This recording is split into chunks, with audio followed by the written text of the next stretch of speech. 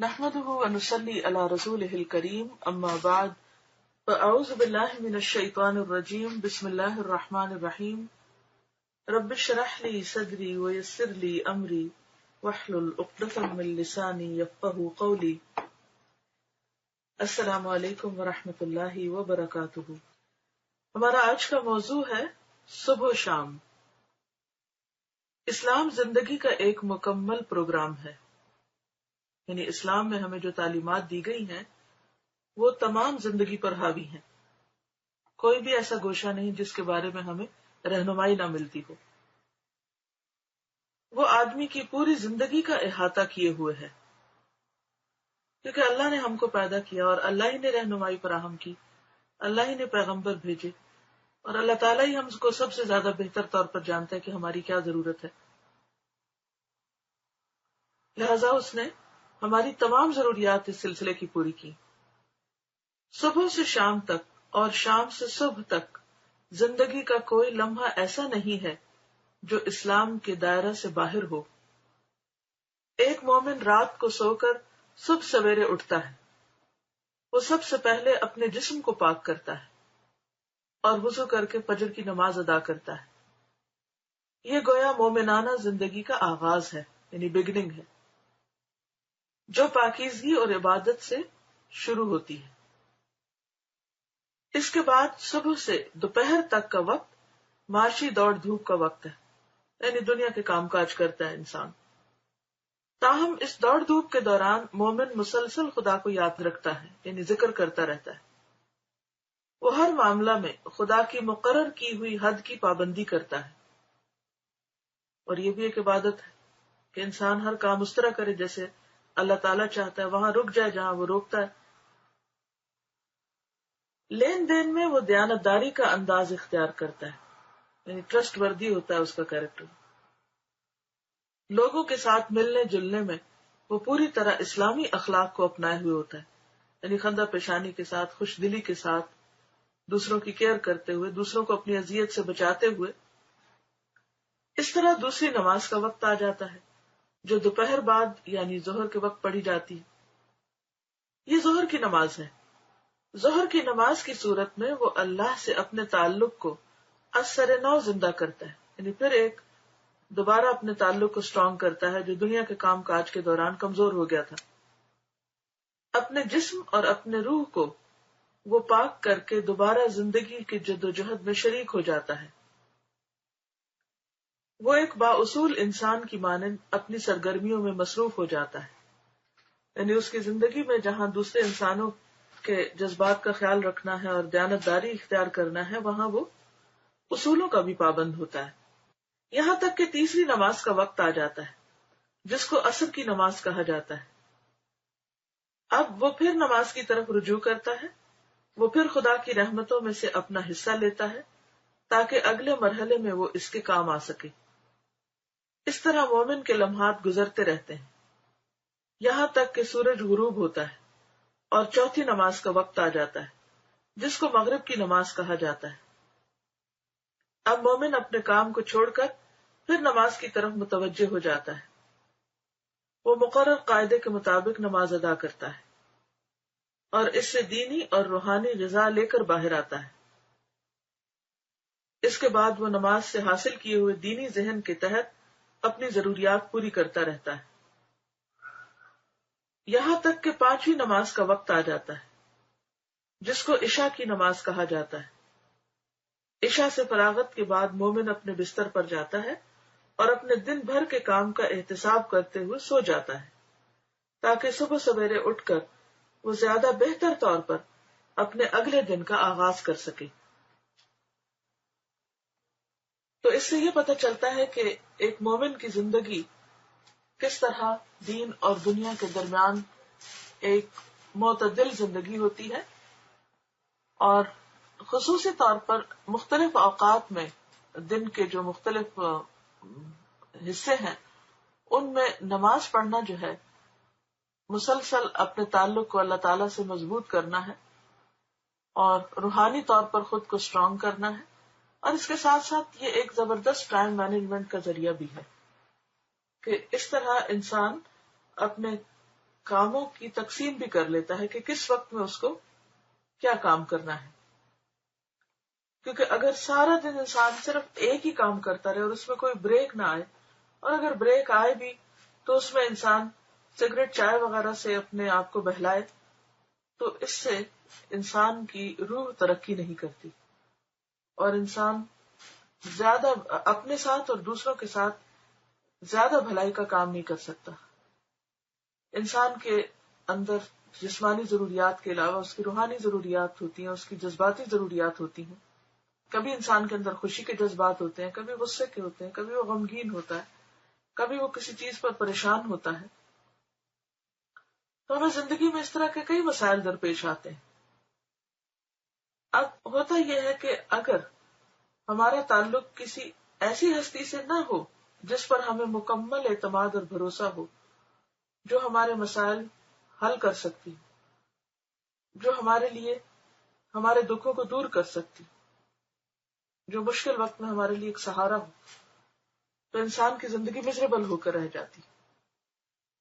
تو دن کے مختلف اوقات میں کام کاج کرتے ہوئے، مختلف مشکلات میں سے گزرتے ہوئے، بار بار جب انسان اللہ کی طرف رجوع کرتا ہے اور نماز کے ذریعے مدد چاہتا ہے، جیسے قرآن پاک میں اللہ تعالیٰ فرماتے ہیں وَاسْتَعِينُوا بِالصَّبْرِ وَالصَّلَاةِ، مدد مانگو صبر اور صلات کے ساتھ. تو یہ جو مدد مانگنا ہے، یہ کسی کرائسس میں ہی نہیں مدد مانگنا، بلکہ ہر حال میں اللہ کی مدد مانگنا ہے. یعنی چھوٹے سے چھوٹی مشکل سے لے کے بڑی سے بڑی مشکل تک ہر موقع پر اللہ کی طرف رجوع کرنا ہے.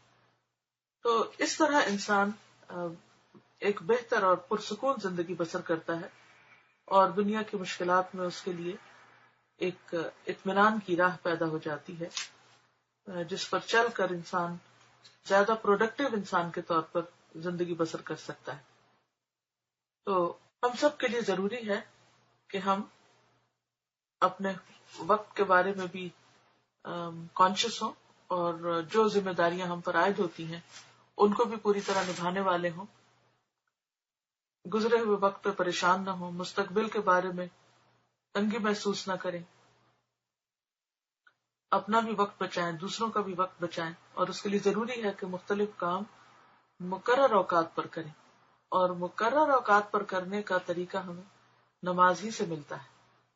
تو اس لیسن میں ہمارے لیے ٹائم مینجمنٹ کے بھی بہترین اصول ہمیں ملتے ہیں.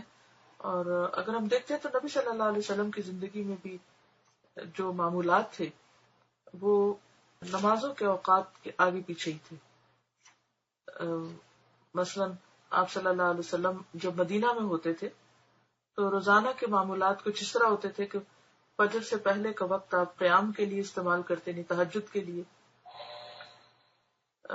فجر کے بعد آپ مصلی پر لوگوں کی طرف رخ کر کے بیٹھتے، اور لوگ اپنے خواب وغیرہ سناتے، آپ ان کی رہنمائی کرتے، ضرورت کے مطابق تعلیم و تربیت کے لیے کچھ کہتے، لوگوں کے سوالوں کے جواب دیتے، اور سورج نکلنے تک یہ سلسلہ جاری رہتا.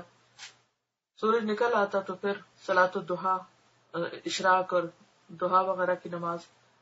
اور اس دوران مختلف لوگ جو ملاقات کے لیے آتے ان سے ملتے، تبلیغی وفود بھیجتے، خطوط کے جواب تحریر کرواتے، کبھی مدینہ کے بازاروں میں جا کے دین کی تبلیغ کرتے. پھر اسی طرح ظہر کے وقت آپ نماز کے علاوہ قیلولہ کرتے، اور پھر اپنے کام کاج میں مصروف ہوتے. عصر کی نماز کے بعد آپ ازواج مطہرات اور حضرت فاطمہ رضی اللہ تعالی عنہا کے گھروں میں تشریف لے جاتے، ہر ایک کے یہاں تھوڑا تھوڑا قیام کرتے، اور پھر عشاء کی نماز سے پہلے تک یہ سلسلہ جاری رہتا، بیچ میں کچھ تعلیم بھی ہوتی، اور عشاء کی نماز کے فوراً بعد آپ سونے کی تیاری کرتے. تو یہ ایک مختصر سا خاکہ ہے آپ کے ٹائم مینجمنٹ کا. تو اس سے پتہ چلتا ہے کہ کس طرح آپ اپنے کام کا آغاز صبح سویرے فجر سے پہلے کرتے، اور اس وقت میں آپ سب سے بہترین کام یعنی قیام، اللہ کی عبادت، پھر تعلیم اور تربیت اور اہم ہدایات، یعنی جو اہم ترین فیصلے ہوتے تھے وہ اس وقت کرتے تھے. پھر عمومی نوعیت کے جو کام ہیں یعنی اس سے کم درجے کے اہم کام جو ہے وہ درمیانے حصے میں کرتے. عصر کے بعد کا وقت جو تھا وہ گھر والوں کے لیے مخصوص تھا، ذاتی ضروریات کے لیے، گھر کے کام کاج، گھر والوں کی تعلیم و تربیت، اور پھر یہ بھی کہ جلد سونا آپ کا معمول تھا. تو مومن کی جو زندگی ہوتی ہے، یعنی صبح و شام ہوتے ہیں، وہ منظم ہوتے ہیں، اور اس میں ترتیب ہوتی. مومن آرگنائزڈ ہوتا ہے، اور وہ اپنے وقت کا حساب رکھتا ہے، اور اپنی عبادت کو بھی بر وقت ادا کرتا ہے. اور یہ سب کچھ اسی وقت ہو سکتا ہے جب انسان اللہ تعالی کے احساس سے سرشار ہو کہ میرا رب مجھے دیکھ رہا ہے، مجھے اپنے رب کے پاس واپس جانا ہے، یہ زندگی مجھے اللہ تعالیٰ کی ملاقات کی تیاری کے لیے ملی ہے، اپنے آپ کو ایک اچھا انسان بنانے کے لیے ملی، تاکہ جب میں اللہ تعالیٰ کی جنت میں پہنچوں تو وہاں ہمیشہ کی زندگی پھر انہیں بہترین اخلاقی اصولوں کے مطابق بسر ہو، جس پر اس کا اختتام ہو. ایک اسٹوڈنٹ کا کمنٹ ہے، یہ لکھتی ہے کہ صبح شام کا ٹاپک سن کر میں نے اللہ کا شکر ادا کیا اس بات پر کہ جو کچھ میں آج ہوں، اور اپنے ماضی کو یاد کر کے دل بہت رنجیدہ ہوا. صبح شام کے ٹاپک کا خلاصہ یہ تھا کہ مومن کے دن اور رات ایسے گزرتے ہیں کہ وہ کسی موقع پر اللہ کی حدود کو کراس نہیں کرتا، اور اس کا سارے دن کا ٹائم ٹیبل 5 نمازوں کے درمیان گزرتا ہے. یہ بات فخر کی نہیں کہ میں کورس کرنے سے پہلے مومن سے زیادہ کفر کے قریب تھی، اور اس بات پر بہت شرمندہ بھی ہوں. ایک مسلمان گھرانے میں پیدا ہونے کے باوجود میں نماز نہیں پڑھتی تھی، اور ہر وہ کام کرتی تھی جو دین کے خلاف تھا. میرا دل ہر وقت بوجھل رہتا، خود سے نفرت ہوتی. مجھے پتا تھا کہ میں غلط کر رہی ہوں، مگر پھر بھی وہ سارے کام کرتی. مگر ساتھ ہی دل میں ایک امید، ایک انتظار تھا کہ شاید اللہ تعالیٰ مجھے کسی سبب سے ہدایت دیتے. اس وقت میری روٹین یہ تھی کہ صبح دیر سے اٹھنا، رات کو دیر تک میڈیسن کے لیے پڑھائی کرنا، شوہر کو وقت نہ دینا، بہت روڈ رہنا، حد درجے کی سست، اور اپنی کامیابیوں پر بہت فخر اور تکبر تھا. میرے ہسبینڈ سارے گھر کا کام کرتے، کھانا پکاتے، لانڈری کرتے، اور ساتھ ساتھ پی ایچ ڈی بھی کر رہے تھے. دوسرے الفاظ میں میری زندگی ایک ان بیلنس جہنم کی طرح تھی. اس کے برعکس میرے شوہر نمازیں باقاعدگی سے پڑھتے، مسجد جاتے، ان کے دوست بہت ریلیجس عرب اور پاکستانی لوگ تھے. ان کا صحیح معنوں میں وقت نمازوں کے درمیان گزرتا. 3 سال کی ناشکری، نا امیدی کی زندگی کے بعد میں نے یہ آن لائن کورس جوائن کیا.